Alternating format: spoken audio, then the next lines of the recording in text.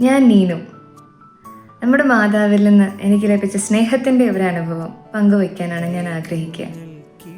ഞങ്ങളുടെ രണ്ടാമത്തെ കുഞ്ഞിനെ ഞങ്ങൾ എക്സ്പെക്റ്റ് ചെയ്തിരുന്ന സമയത്ത് കുറച്ച് കോംപ്ലിക്കേഷൻസ് ആവാൻ തുടങ്ങി. ലാസ്റ്റ് ആയപ്പോൾ ഡോക്ടർ പറഞ്ഞു, കുഞ്ഞിനെ നമ്മൾ ഉദ്ദേശിക്കുന്ന സമയത്തിന് മുമ്പ് ഒരു 2 ആഴ്ച മുമ്പെങ്കിലും അവൻ ഉണ്ടായില്ലെങ്കിൽ കുറച്ച് ബുദ്ധിമുട്ടുകൾ കുഞ്ഞിനുണ്ടാവാൻ ചാൻസ് ഉണ്ടെന്ന്. Naturally as parents we got worried. ഭയങ്കരമായിട്ട് നമ്മൾ മാതാവിനെ അങ്ങ് മുറുകെ പിടിക്കാൻ തുടങ്ങി, പ്രാർത്ഥിക്കുന്നുണ്ട്, കൊന്തയില്ലുന്നുണ്ട്.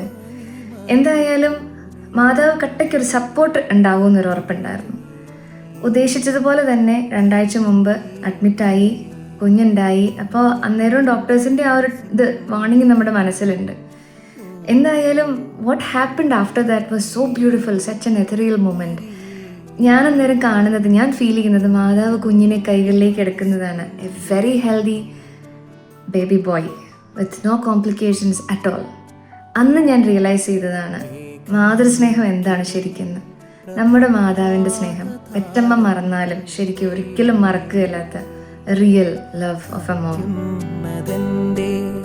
ദേഹത്തിനുമീതെ ജ്വലിക്കുന്ന സൂര്യനെ പോലെ ഉത്സവമേ